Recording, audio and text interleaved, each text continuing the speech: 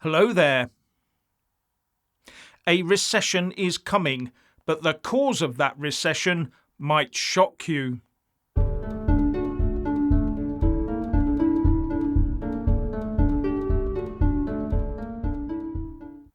Much has been made by Tory supporters that the UK has avoided a recession, while Germany has already entered one.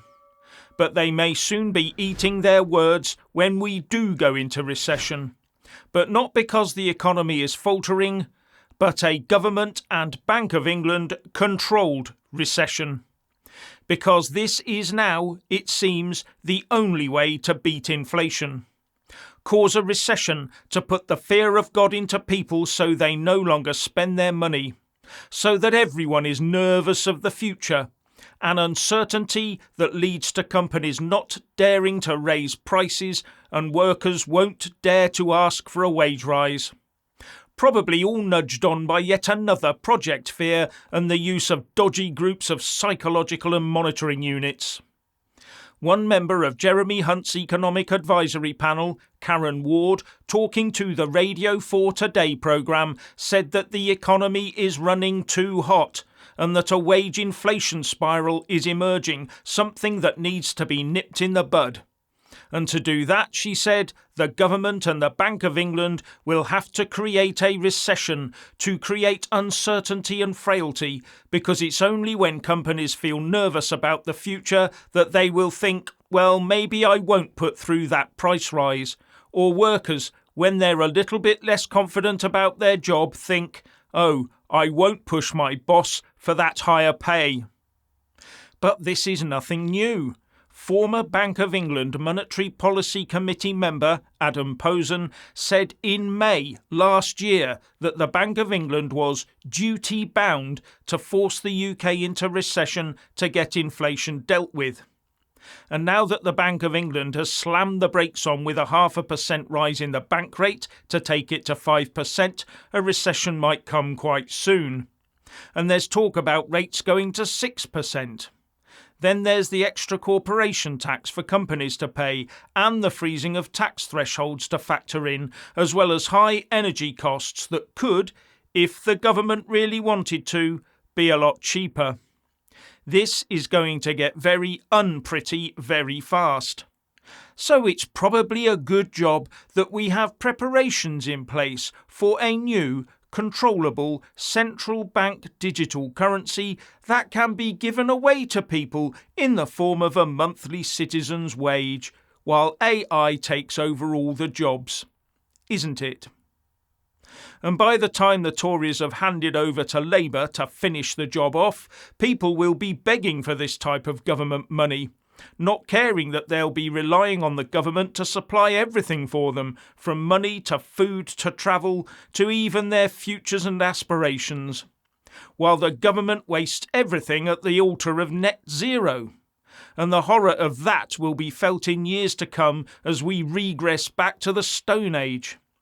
While the eco-loons dance around demanding ever more and more energy to be taken from us, as well as reducing our access to good, wholesome food. They want to ban the very stuff that makes our lives better and increases our longevity. But eco-loons only target the likes of the UK. And to put this into context, here's a graph of CO2 emissions by country. The graph comes from Our World in Data, so you can check it out for yourself. Leading the output is China, and it's leading it by a humongous amount. Then there's the USA, and then India. And look at the UK, right down at the bottom between Brazil and France. Look at all that difference we're making. Even if we in the UK do get to net zero by 2050, where do you think China's output would be by then, or India's for that matter? How long before our eco-loons are demanding that we somehow go massively net negative to offset what the rest of the world is doing? But the real kicker is that we have offshored most of our manufacturing to places like China and are continuing to do so. But then we buy the stuff they make back in. as well as shutting down mines, preventing fracking and closing the North Sea, but buying in coal, oil and gas from around the world. What utter madness. All in the drive for us to pretend to be green, while we buy in carbon-heavy products in the form of clothes, technology and disposable stuff. How much stuff have you bought that has "Made in China" somewhere on the packaging or on the label? How much carbon has been put into the atmosphere by China to produce all the stuff we use to make our lives better and to then transport it to us, all while we pretend to be green? Because that's all it is, a huge pretense. And our eco-loons conduct their ridiculous demonstrations demanding that we cut further. And all we'll do is offshore even more manufacturing and buy even more stuff from China. And that's why the eco-loons don't like talking about China. They know that they can't do anything about it. And they know that demanding we stop importing stuff from the likes of China will not make them popular with the British public when they realise it means not having cheap mobile devices and washing machines. And many eco-loons are extreme lefties anyway, lefties who would rather like to see the UK collapse and become more like China and or Russia. And I do sometimes wonder where they get all their funding from. Anyway, the French know how to deal with the eco-loons. Well, the violent ones anyway. The French government has banned an eco-group called Uprisings of the Earth on the basis that the group incites violence, with the French Interior Minister Gerald Darmanin saying that the group encourages sabotage and property damage, including with violence, under the cover of preserving the environment, he said. And a government spokesman, Olivier Véran, said that the SLT whipped up violence at Sainte-Soline by inviting rioters who came from across Europe with metal bars and pétanque balls to try and kill police officers. But the eco-loons say that this is just Macron desperation and that his government has declared war on ecologists. I wonder how many eco-loons buy their stuff in from China. Now, as some do point out, isn't it strange that a lot of these active eco-protesters have proliferated like mad just after Putin waded in against Ukraine again and the West fought back economically? Coincidence? Richard. 0.5 point interest rate rise to 5%, eh? OK, so no more 0.25% rises, it looks like. Yes, it seems we're on the road to at least 6% interest rates by the end of the year, and with 0.5 percentage point increases potentially becoming the norm. Oh, and the increases are predicted to stick for months. At least, probably. So, what does this mean for you and your family? Well, it all depends on if you have a mortgage and you're about to face renewal or remortgaging anytime soon. If that's the case, your mortgage repayments will probably leap by possibly a couple of £100 a month. Yeah. This will also probably spark a fire sale of second homes, and landlords will be exiting the housing market with equal gusto. So many people who are able to continue with their mortgage repayments after these interest rate rises will find the mortgage they are paying may be worth more than the value of their house, and will find themselves in this situation for many years to come. But this all depends on if the government is about to step in and save the artificially inflated and overpriced housing market.